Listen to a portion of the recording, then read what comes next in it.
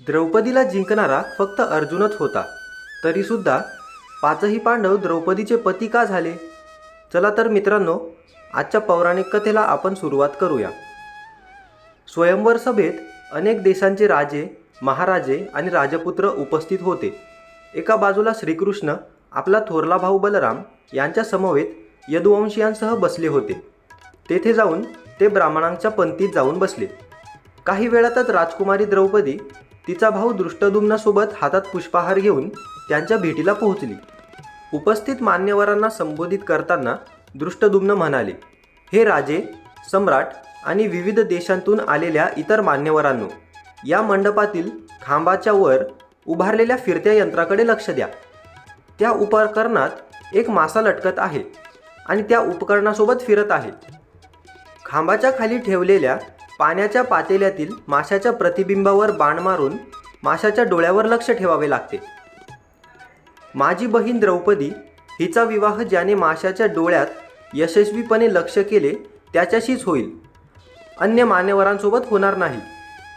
एकामागून एक सर्व राजे, सम्राट आणि राजपुत्रांनी माशांना लक्ष्य करण्याचा प्रयत्न केला, परंतु ते काही यशस्वी झाले नाही आणि ते कोणत्याही प्रकाशाशिवाय आपापल्या ठिकाणी परतले. या अयशस्वी लोकांमध्ये मोठे मोठे योद्धे होते, जे पुढे जाऊन महाभारताचे युद्ध लढले, जसे की जरासंध, शल्य, शिशुपाल आणि दुर्योधन आणि दुःशासनसुद्धा होता.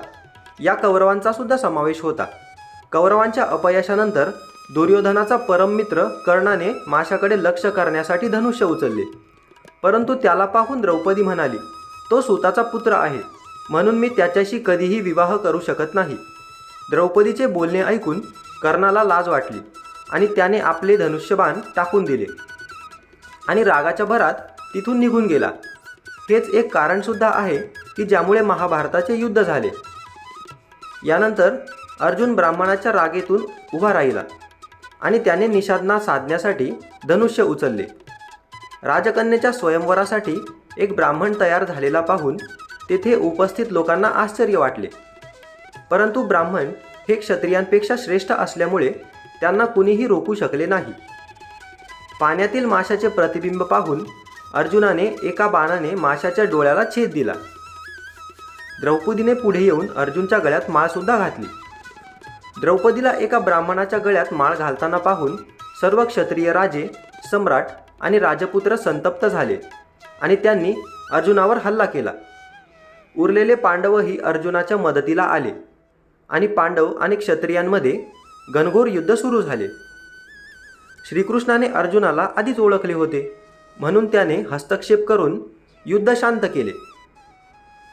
दुर्योधनाचा असाही अंदाज होता की तो अर्जुनच असावा, ज्याने माशाच्या डोळ्याचे लक्ष भेदले होते, आणि बाकीचे पांडव ज्याने त्याला साथ दिली ते तिथेच असावेत. वारणावतच्या लक्षगृहातून पांडव निसटले तेव्हा त्याला फार आश्चर्य वाटले होते. पांडव द्रौपदीला सोबत घेऊन आई कुंतीसोबत राहत असलेल्या ठिकाणी पोहोचले. अर्जुनाने दारातूनच आईला हाक मारली, आई, आज आम्ही तुझ्यासाठी एक अद्भुत भिक्षा घेऊन आलो आहोत. यावर कुंती आतून म्हणाली, पुत्रांनो, तुम्ही सर्वांनी आपापसात वाटून घ्या. नंतर जेव्हा कुंतीला कळाले की भिक्षा वधूच्या रूपात आहे, तेव्हा कुंतीला अत्यंत पश्चाताप झाला, परंतु त्यांच्या आईच्या शब्दांची सत्यता सिद्ध करण्यासाठी द्रौपदीने पाचही पांडवांना पती म्हणून स्वीकारले.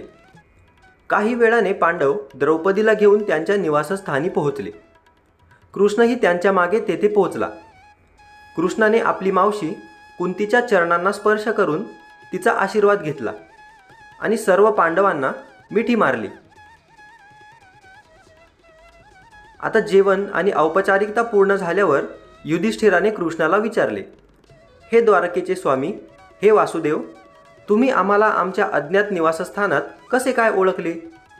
तेव्हा कृष्णाने युधिष्ठिरला उत्तर दिले, भीम आणि अर्जुनाचे शौर्य पाहून मी तुला कसे ओळखू शकलो नव्हतो. सर्वांना भेटून कृष्ण तिथून आपल्या नगरी द्वारकेला निघून गेले. मग 5 भावांनी भिक्षा करून अन्नपदार्थ गोळा केले आणि ते घरी आणले आणि माता कुंतीसमोर ठेवले. कुंती द्रौपदीला म्हणाली, हे देवी, या भिक्षापूर्वी देवांचा प्रसाद काढून ठेव, मग ब्राह्मणांना भिक्षा दे. त्यानंतर उरलेल्या भागाचा अर्धा भाग भीमाला आणि उरलेला अर्धा भाग आपल्या सर्वांना भोजनासाठी द्यावा. एकनिष्ठ द्रौपदीने कुंतीच्या आज्ञेचे पालन केले. सर्वांचे जेवण झाल्यावर हरणाचे कातडे उशीवर पसरून सगळे झोपी गेले. द्रौपदी आई कुंतीच्या पाया पडून ती सुद्धा झोपी गेली. द्रौपदीच्या स्वयंवराच्या वेळी दुर्योधन तसेच द्रुपद, दृष्टद्युम्न आणि इतर अनेकांना ते ब्राह्मण पांडव असल्याचा संशय आला होता. त्यांची परीक्षा घेण्यासाठी द्रुपदाने दृष्टद्युम्नला पाठवून आपल्या राजवाड्यात बोलावले. राजवाड्यात द्रुपद आणि दृष्टद्युम्न यांनी प्रथम खजिना दाखवला, पण पांडवांनी तेथे ठेवलेले दागिने, रत्न, माणिक इत्यादीबद्दल काहीही रस दाखवला नाही. पण शास्त्रागारात गेल्यावर त्या सर्वांनी तिथे ठेवलेल्या शस्त्रास्त्रांमध्ये प्रचंड रस दाखवला आणि आपल्या आवडीची शस्त्रे सोबत ठेवली. त्यांच्या याच कृतीने द्रुपदाला ब्राह्मणाच्या रूपाने योद्धा असल्याची खात्री पटली. द्रुपदाने युधिष्ठिरला विचारले, हे आर्य, तुझे शौर्य पाहून तू ब्राह्मण नाहीस याची मला खात्री पटली आहे. कृपया आपला योग्य परिचय द्यावा. त्यांचे बोलणे ऐकून युधिष्ठिर म्हणाले, राजे, तुमचे म्हणणे पत्रात खरे आहे. आम्ही पांडवांचे पुत्र पांडव आहोत. मी युधिष्ठिर आहे आणि हे माझे भाऊ भीमसेन, अर्जुन, नकुल आणि सहदेव आहेत. आमची माता कुंती तुझी कन्या द्रौपदीसह तुझ्या महालात आहे. युधिष्ठिराचे म्हणणे ऐकून द्रुपद खूपच आनंदित झाला आणि म्हणाला, आज देवाने माझे ऐकणे ऐकले. माझ्या मुलीने पांडूचा पराक्रमी पुत्र अर्जुन याच्याशी लग्न करावे अशी माझी इच्छा होती. आज मीच अर्जुन आणि द्रौपदीचे औपचारिकपणे लग्न लावून दिले. यावर युधिष्ठिर म्हणाले, हे राजे, द्रौपदीचा विवाह आम्हा पाचही भावांसोबत व्हायचा आहे, फक्त अर्जुनासोबत नव्हे. हे ऐकून द्रुपद आश्चर्यचकित होऊन म्हणाला, हे कसे शक्य आहे? पुरुषाला अनेक बायका नक्कीच असू शकतात, पण एका स्त्रीला 5 पती असल्याचं कधीच पाहिलं किंवा ऐकलेलं नाही. या उत्तरावर युधिष्ठिर म्हणाले, हे राजा, मी खोटे बोलत नाही किंवा धर्म किंवा शास्त्राविरुद्ध काही करत नाही. आमच्या आईने आम्हा सर्व भावांना द्रौपदीचा उपभोग घेण्याची आज्ञा केली आहे आणि मी आईच्या आज्ञेचे कधीही उल्लंघन करू शकत नाही.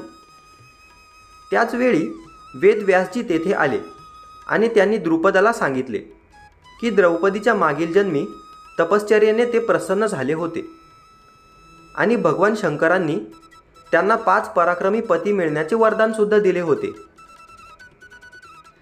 वेदव्यासजींचे म्हणणे ऐकून द्रुपदाची शंका दूर झाली आणि त्यांनी आपली कन्या द्रौपदीचा विवाह मोठ्या थाटामाटात 5ही पांडवांसह पार पाडला.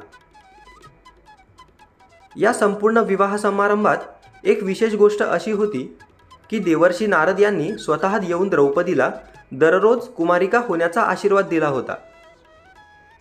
पांडव जिवंत असल्याची आणि द्रौपदीशी लग्न केल्याची बातमी झपाट्याने हस्तिनापूर या ठिकाणी पोहोचली. हस्तिनापुरात ही बातमी कळताच दुर्योधन आणि त्याच्या साथीदारांच्या दुखाला पारावर उरला नाही. त्यांना त्यांचे राज्य पांडवांना परत द्यायचे नव्हते, पण भीष्म पितामह, विदुर, द्रोण इत्यादींनी धृतराष्ट्रावर केलेल्या दबावामुळे त्यांना पांडवांना अर्धे राज्य द्यावे लागले. विदुराने पांडव, धृतराष्ट्र, द्रोणाचार्य, कृपाचार्य, विकर्ण, चित्रसेन इत्यादींचे सर्वांचे स्वागत केले आणि खांडववन नावाच्या राज्याचा एक भाग त्यांना देण्यात आला. पांडवांनी त्या खांडव जंगलात एक नगर वसवले आणि त्याचे नाव इंद्रप्रस्थ असे ठेवले आणि इंद्रप्रस्थला आपली राजधानी करून राज्य करू लागले. युधिष्ठिराच्या लोकप्रियतेमुळे कौरव राज्याचे बहुतेक लोक पांडवांच्या राज्यात येऊन स्थायिक झाले. तर मित्रांनो, आशा आहे की तुम्हाला हा संपूर्ण कथा आणि व्हिडिओ आवडला असेल. व्हिडिओ आवडल्यास व्हिडिओला लाईक, तुमच्या मित्रमैत्रिणींसोबत शेअर आणि कमेंटमध्ये महाभारत असे नक्की लिहा आणि चॅनलला सबस्क्राईब करायला विसरू नका, म्हणजेच अशा नवनवीन कथा तुम्हाला रोज ऐकायला मिळतील. धन्यवाद.